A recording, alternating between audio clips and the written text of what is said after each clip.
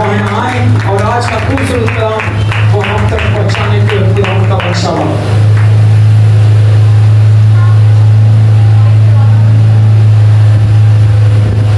Hallelujah. यीशु मसीह के बाबरकत और कुदरत भरे नाम में जो अजीब मशीर खुदा कादिर अब्दियत का बाप और सलामती का शहजादा है, आप सबकी सलामती। Hallelujah hallelujah. सो खुदावन के नहायत तहे दिल से उसकी बुजुर्गी के लिए शुक्रगुजार है कि जिसने आपको मुझको ये वक्त दिया कि हम उसकी हजूरी में हाजिर हो। सो खुदावंद के जिंदा और मुकद्दस कलाम को पढ़ते और सुनते हुए अपनी जिंदगी को इस मयार में कायम करें कि आज का उसकी हजूरी में हाजिर होना बबरकत और मुबारक। Hallelujah hallelujah. यीशु के नाम में हम उसका शुक्र करते हैं। Praise the Lord. सो खुदावंद के जिंदा और मुकद्दस कलाम के मुताबिक पिछले चंद दिनों में इधर सऊद के नाम से इबादत चर्चों में हुई, मुख्तलिफ मकामात पर, और उसी में खुदावंद यीशु मसीह के उठाए जाने पर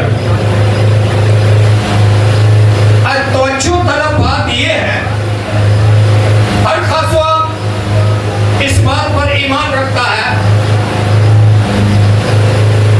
वो जो उसके फिदिया को कबूल करते हैं, वो जो उसके फिदिया को कबूल नहीं करते, दोनों ही उसके आसमान पर उठाए जाने की तलकीन करते हैं।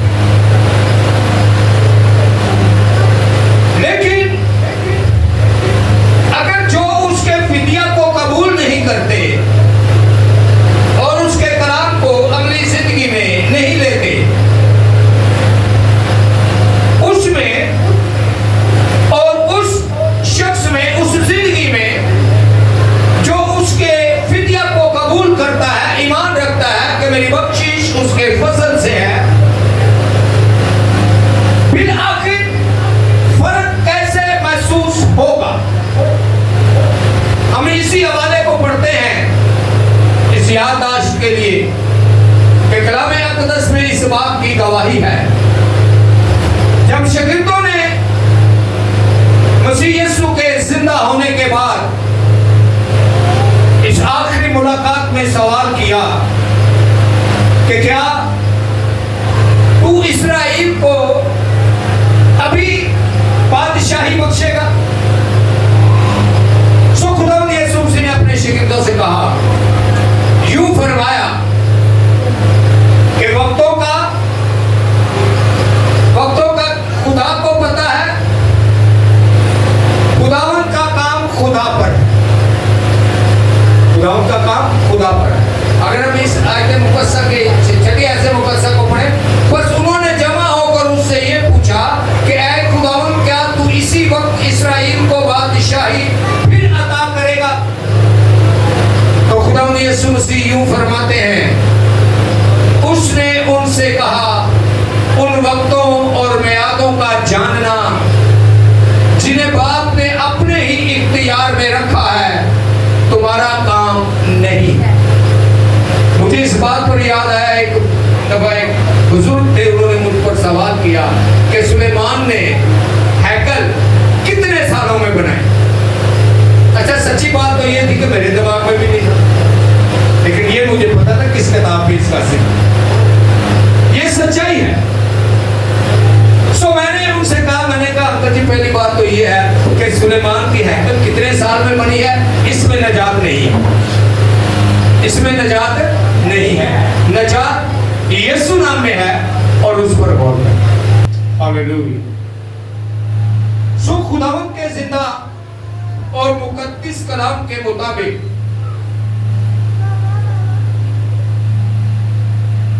कि कि उन वक्तों और मियादों का जिनको खुदा ने अपने इख्तियार में रखा है जानना तुम्हारा काम नहीं है।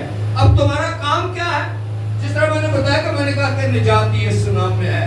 यीशु नाम को जाने कि किस उसने कितने दिनों में क्या किया, उस पर गौर करें। सो कलाम अक़दस में मकसूद है, लेकिन जब रूहुल कुद्दुस तुम पर नाजिल होगा, क्या? जब रूहुल कुद्दुस तुम पर नाजिल होगा तो तुम कुव्वत पाओगे और यरूशलेम और तमाम यहूदिया और सामरिया में बल्कि जमीन की इंतहा तक मेरे गवाह होगे। Hallelujah, hallelujah. कहां तक मेरे गवाह होगे? जमीन की इंतहा तक। ये कहकर उनके देखते देखते ऊपर उठा लिया गया और बदली ने उसे उनकी नजरों से छुपा लिया। खुदावंद के जिंदा कलाम के पढ़े और सुने जाने पर खुदावंद की बरकत हो, खुदावंद की बरकत। हालेलुया। अब दो बातें हैं। मैंने स्टार्ट में आपके सामने एक बात रखी कि दोनों करो जो उसके फिदिया को कबूल करते हैं, ईमान रखते हैं कि उसके फजल से हमारी बख्शिश है, और वो जो उसके फिदिया को कबूल नहीं करते लेकिन यहां मुत्तफिक हैं कि वो आसमानों पर उठाया गया। यहां मुत्तफिक हैं कि वो दोबारा आएगा और अदालत का सारा निजाम कंट्रोल संभालेगा और अपनी बादशाही को कायम करेगा। Hallelujah, hallelujah, hallelujah. सो अब इन दोनों जगहों पर दो बातें खुदा ने मेरे सामने रखी। जमीन की इंतहा। नंबर 2, गवाह। अगर आपके जरिया उसका कलाम, उसके अहकामात, उसकी तालीम, उसकी मोहब्बत, उसका प्यार, उसका फिदिया अगर आपकी जिंदगी से दूसरे के सामने आता है और वो उस पर असरअंदाज होता है, तो जमीन की इंतहा तक क्या होगा? तुम मेरे गवाह होगे। आज जुबानी गवाही को कोई कबूल नहीं करता। क्या करता है? करतार पर नजर रखी जाती है, उसकी जिंदगी पर नजर रखी जाती है, उसके उठने बैठने पर नजर रखी जाती है, उसके काम करने के अंदाज पर नजर रखी जाती है, उसके अंदाजे बयां को नोट किया जाता है। और जब आप जमीन की इंतहा तक उसके गवाह होंगे, मैंने आपके सामने दो बातें रखी कि किस तरह जमीन के ऊपर, किस तरह जमीन की इंतहा तक। आए मेरे साथ निकाले ईमान 13 बाब उसकी 47वीं आयते मुकद्दसा। क्योंकि खुदावंद ने हमें यह हुक्म दिया है, अब सुनिएगा, कि फिदिया को कबूल करने वाले, फजल पर ईमान रखने वाले और सिर्फ आसमान पर उठाए जाने वाले पर ईमान रखने वाले जिंदगियों में क्या फर्क होना चाहिए। क्योंकि खुदावंद ने हमें यह हुक्म दिया है कि मैं तुझको गैर कौमों के लिए मुकर्रर किया, मैंने तुझको गैर कौमों के लिए मुकर्रर किया ताकि जमीन की इंतहा तक बाइसे नजात हो। हालेलुया, हालेलुया, जमीन की इंतहा तक बाइसे नजात हो। अब मेरा आपका किरदार कैसा होना चाहिए? 22 का मतलब है कि उसकी तरह, जिस तरह वो काम हुआ उसके 22 उसी तरह, जिस तरह खुदावंद यीशु मसीह ने किया उसी के 22, जो जिंदगी खुदावंद यीशु मसीह की थी उसके 22। तब वो फरमाता है कि मैं तुम्हें एक मददगार दूंगा जब तक रूहुल कुद्दुस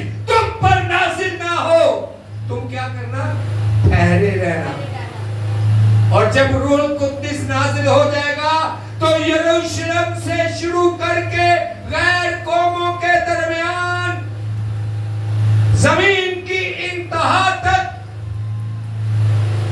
इस बात के गवाह रहना कि उसके नाम की गवाही है, उसके नाम की गवाही है ना। 8वीं आयत मुकद्दसा को दोहराएंगे, लेकिन जब रूह कुद्दुस तुम पर नाज़िल होगा तो तुम कुव्वत पाओगे और यरूशलेम और यहूदिया और सामरिया में बल्कि जमीन की इंतहा तक मेरे गवाह होगे। कहां तक गवाह होगे? जमीन की इंतहा तक। अब आज सोशल मीडिया के थ्रू, इंटरनेट के जरिए बहुत सारी दुनिया उसकी गवाही दे रही है, लेकिन उसी इंटरनेट के अंदर, उसी सोशल मीडिया में उसकी बुराई की वीडियो भी चल रही है, उसके खिलाफ भी वीडियो चल रही है।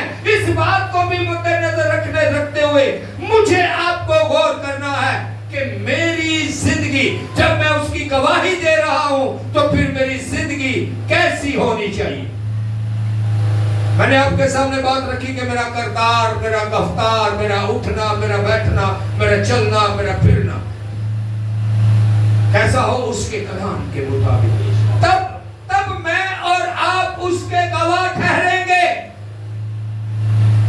कलाम अक़दस में लूका रसूल की अंजील उसका 24वां बाब 47वीं आयत मुकद्दसा से लेकर 48वीं आयत मुकद्दसा तक और यरूशलेम से शुरू करके सब कौमों में तौबा और गुनाहों की मुआफी की बुनियादी उसके नाम से की जाएगी।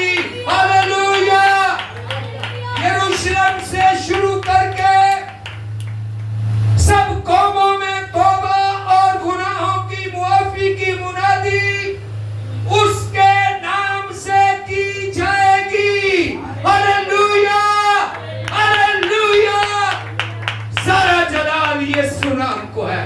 आसमान के तले, जमीन के ऊपर, आदमियों के दरमियान एक ही नाम बख्शा गया और वो नाम है यीशु नाम। जोरदार तालियां यीशु के जलाल के लिए। Hallelujah. In the name of Jesus. तुम इन सब बातों के क्या रहना? गवाह रहना। और जिन्हें कारके दी बाइबल पढ़ी ना होवे, संडे को चर्च भी ना टाइम देता होवे, वो की गवाही देगा यीशु नाम।